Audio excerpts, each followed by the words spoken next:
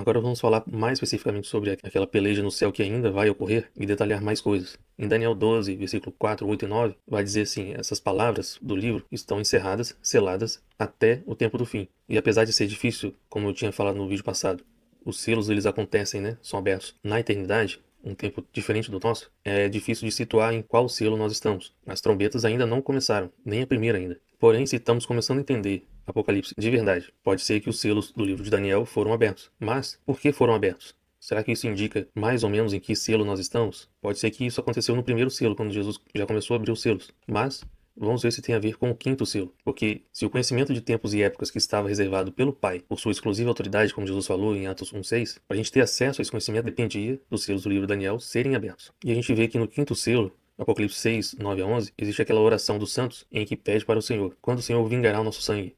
Em outras palavras, eles estão pedindo para que os dias da vingança, no plural dias da vingança, se iniciem, ou seja, a grande tribulação tenha início, os 3 anos e meio. Como essa oração será atendida, e talvez já foi, é bem provável que nós estamos pelo menos no quinto selo, talvez chegando no sexto ou próximo ao sétimo. Mas não tem como precisar isso, porque isso acontece na eternidade. Nós temos alguns sinais aqui que nós podemos ser guiados por eles. Mas é certo que a primeira trombeta ainda não ocorreu. E como a gente viu no vídeo passado, que em Daniel 12:1 fala da peleja no céu, que se levantará Miguel e seus anjos, em Apocalipse 12, 7 a 12 também fala isso, em que Miguel e seus anjos se levantarão, Satanás e seus anjos perderão seus lugares nos céus.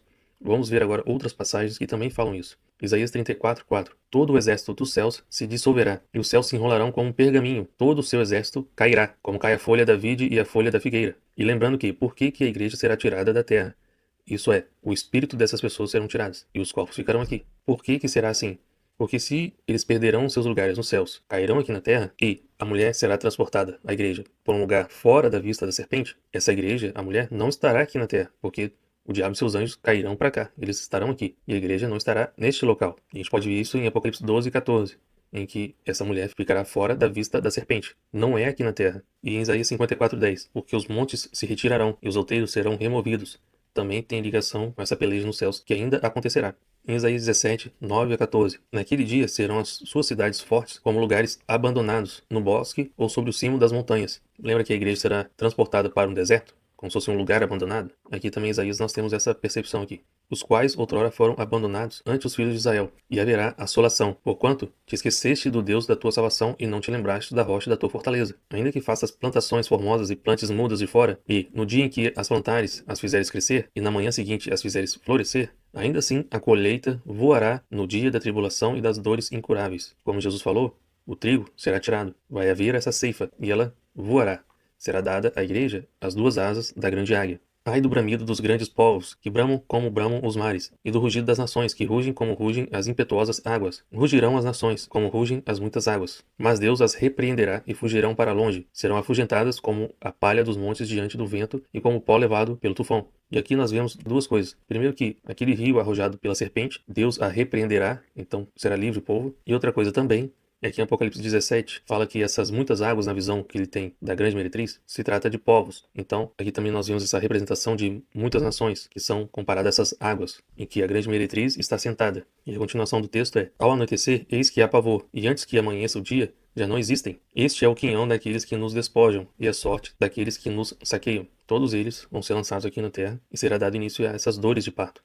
Isaías 26, 1 a 5. Naquele dia se entoará este cântico. E eu lembrei de Apocalipse 14, 3, que fala que os selados cantarão um novo cântico. Esse cântico será cantado na terra de Judá, dizendo assim: temos uma cidade forte. Deus lhe põe a salvação por muros e baluartes. E assim como já falei no vídeo passado, esses muros podem estar se referindo aos selados, porque o número de selados é 144 mil. Quando João vê a Nova Jerusalém, em que ela tem 12 fundamentos, que são os 12 apóstolos, 12 portas, que são as 12 tribos. Também tem a medida da muralha, 144. Então eles também fazem parte da Jerusalém Celestial. E tem essa representação como muro, muralha, parede.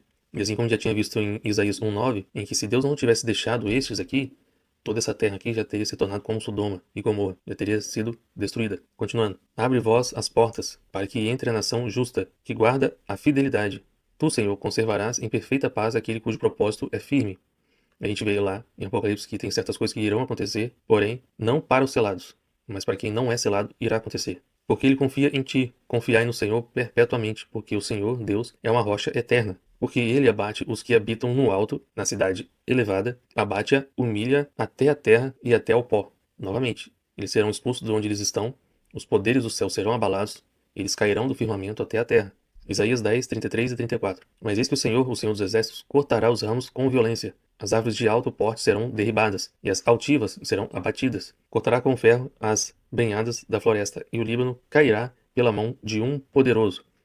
E a gente vê que esse poderoso pode se tratar de Miguel e seus anjos, né? Mas Miguel é o principal deles. E ele está descrito em Daniel 12:1 e Apocalipse 12:7.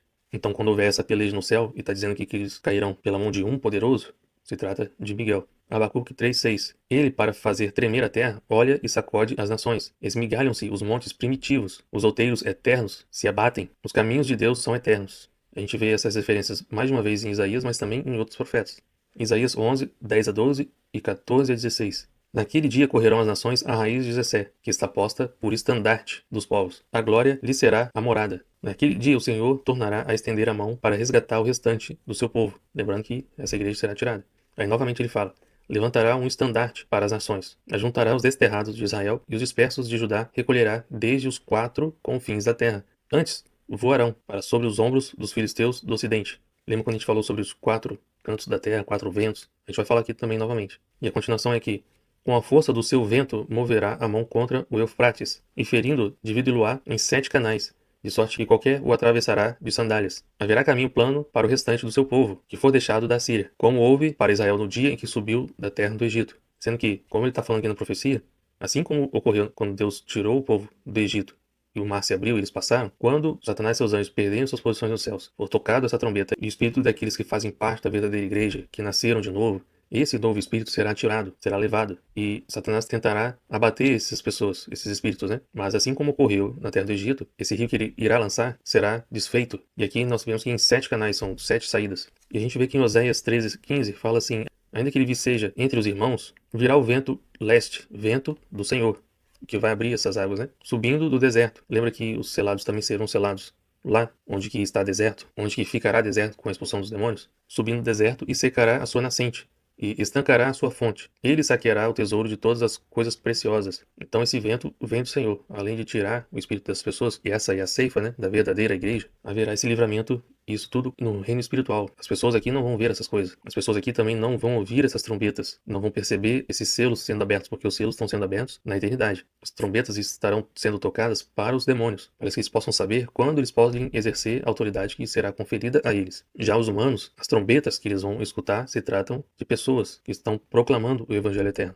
Isaías 18, 1 a 3. Ai da terra de onde há o roçar de muitas asas de insetos. Lembram que os demônios irão perder suas posições nas regiões celestes? Eles, em outras passagens dos profetas, se comparam a aves imundas, e agora também como insetos, que também não são aceitos na comida, né? Não devemos comer, não devemos nos alimentar de insetos. E ele diz: ai da terra onde há o roçar de muitas asas de insetos, ou seja, aqui onde eles estarão, que está além dos rios da Etiópia, que envia embaixadores por mar em navios. Isso pode se tratar dos selados. Uma nação poderosa e esmagadora, cuja terra os rios dividem. Talvez eles que, quando estiverem voltando, né, depois de terem sido selados no lugar celestial, eles estarão livrando o povo com esse seu retorno. E olha só que coisa interessante.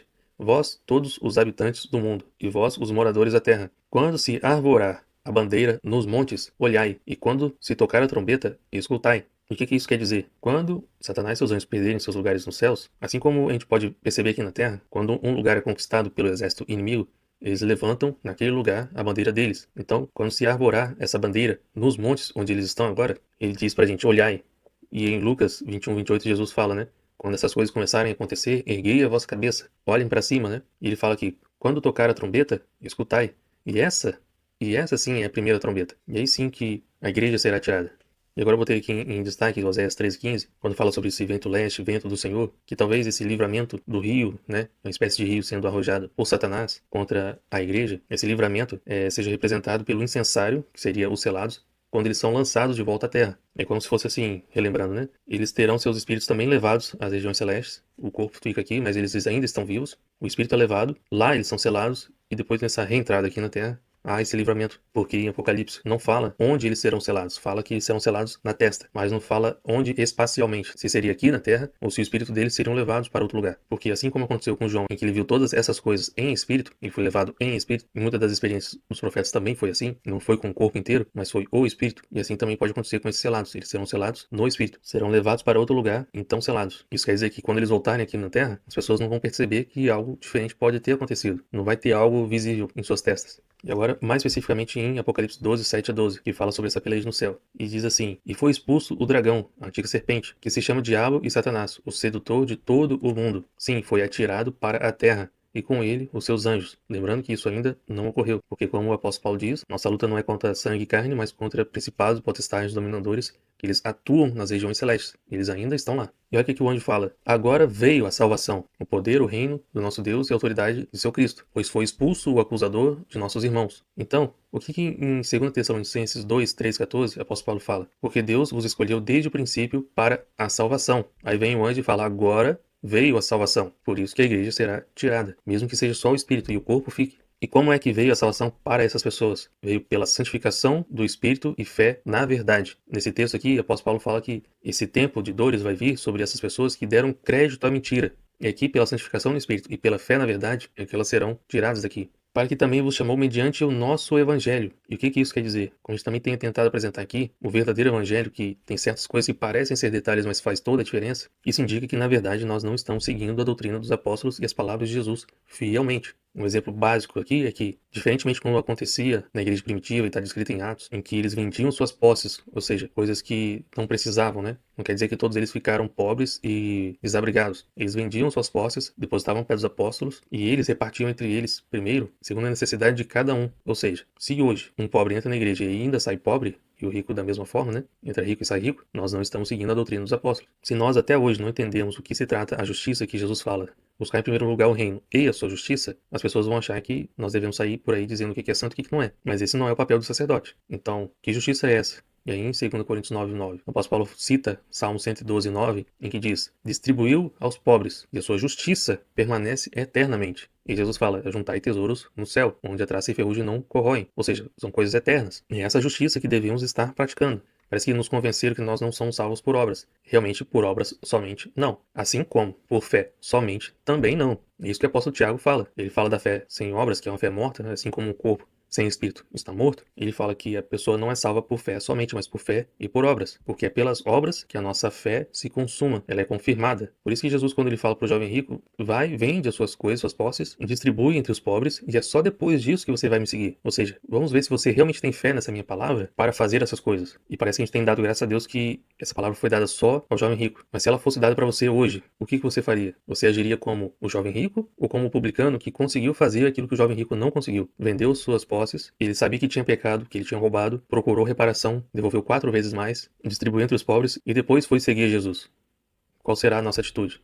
Será que essa palavra não serve para todos? Porque essa foi a atitude da igreja primitiva. E não foi uma atitude imprudente. Porque antes de Jesus subir aos céus, ele já tinha ressuscitado. Ele ainda estava naqueles 40 dias que ele ficou andando aqui na terra. Nesse período de 40 dias, no final do Evangelho de Lucas, diz que ele abriu o entendimento dos apóstolos para entender não só as palavras que ele havia dito e lembrar delas, mas também de entender todos os outros profetas, a palavra deles. Então, de forma alguma, eles agiram com imprudência. E lembrando que isso aqui não tem nada a ver com nenhum tipo de ideologia, de direita ou de esquerda. É com coisas celestiais, onde nós somos guiados pelo Espírito Santo. Não tem como eu dizer, ou alguém dizer, uma regra, ó, segue essa regra aqui e tá tudo bem. É 10% e pronto. Não é assim. É algo tão complexo que é entre você e Deus.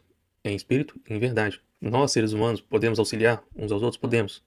Mas seria só um auxílio. Você precisa ouvir o Espírito Santo. Existem verdades difíceis demais que você precisa ouvir somente do Espírito Santo. Porque se você ouvir de outro ser humano, ou você vai odiar aquele ser humano, ou vai abandonar aquela comunidade ou a própria fé. Porém, se você ouve ao Espírito Santo, e aí cabe a você atender essa palavra ou resistir ao Espírito Santo. É a sua escolha. Por isso que é tão importante nós revisitarmos, relermos os apóstolos com muita atenção. Porque parece que nós estamos seguindo, mas de verdade nós não estamos. Porque se as obras não fossem importantes, Jesus não teria dito 5 vezes nas 7 cartas de Apocalipse, ele dizendo: eu conheço as tuas obras. Se elas não são importantes, por que Jesus fala isso? Porque que para alguns Jesus fala: eu sei que vocês guardaram as minhas obras até o fim. Ele não fala as minhas palavras ou a minha fé ou qualquer outra coisa, mas vocês guardaram as minhas obras. E para outra igreja fala: as obras de vocês são mais numerosas que as primeiras.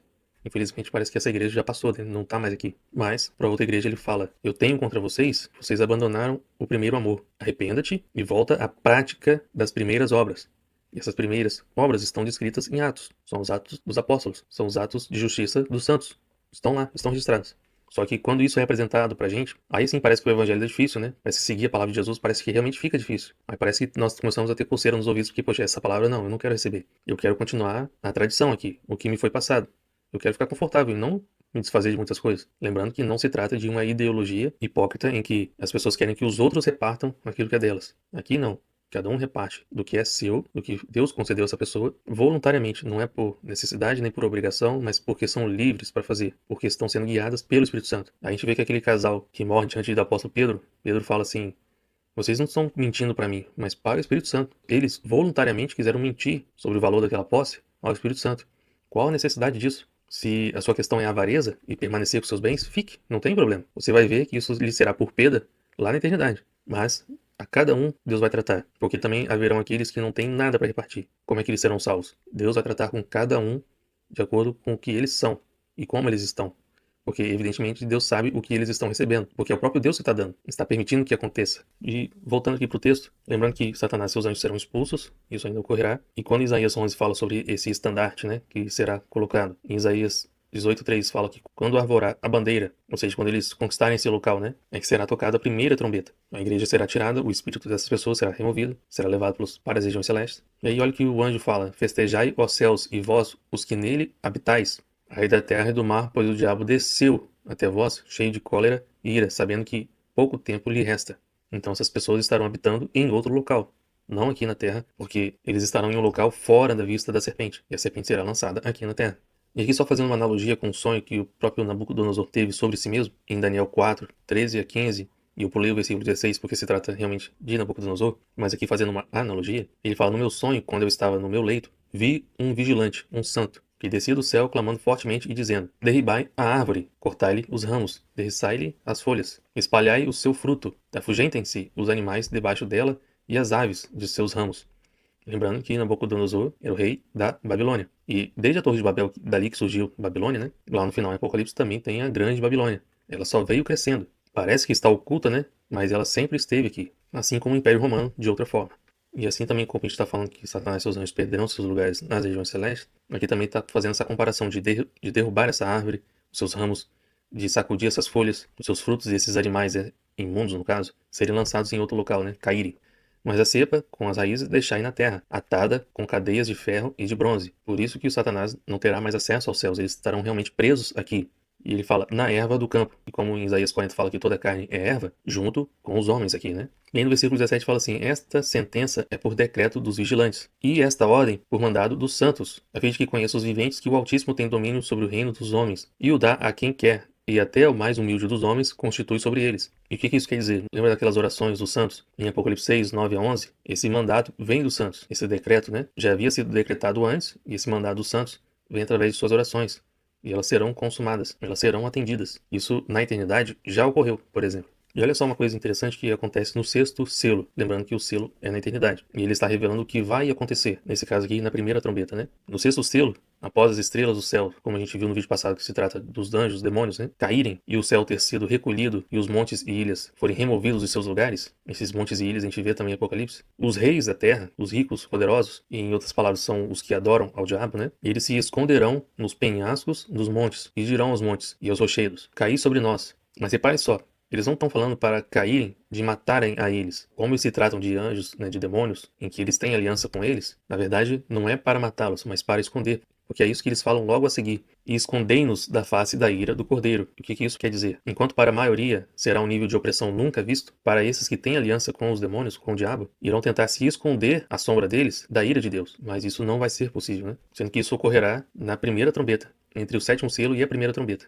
E aí, logo após esse evento, Satanás se põe em pé sobre a areia do mar, Apocalipse 12, 17. E aí eu creio que nesse momento é que ele abra a tampa de chumbo do mar, descrita em Zacarias 5, de 5 a 11, que fala sobre a visão da mulher e o Efa. E ele fala da iniquidade e da impiedade. E pode se tratar ali, nessa visão, sobre a besta que emerge, da besta que surge do mar e da besta que surge da terra. Ali naquela visão de Zacarias, uma está dentro da outra. No reino espiritual, isso é possível. E assim como Jesus foi expulsar demônios de um gadareno, havia uma legião de demônios dentro de uma só pessoa. Então isso no reino espiritual, isso é possível. É estranho para nós porque não faz sentido em relação à nossa física, né? Mas espiritualmente isso é possível. E olha só o que acontece em Apocalipse 13, quando está falando ali, porque essa besta que surge da terra fala que lhe foi dado comunicar fôlego à imagem da besta. Em Zacarias 5:9 fala que havia vento em suas asas, dessa mulher, desse Efa, né? E o que isso quer dizer? A palavra vento é a mesma palavra para espírito. Então, eu creio que tem relação sim, porque como está escrito que essa besta que surge da terra vai ser dado comunicar fôlego à imagem da besta, e nós já estamos vendo a inteligência artificial muito avançada, fazendo coisas que realmente parecem ser humanas, imagina quando esse fôlego realmente for dado à imagem da besta.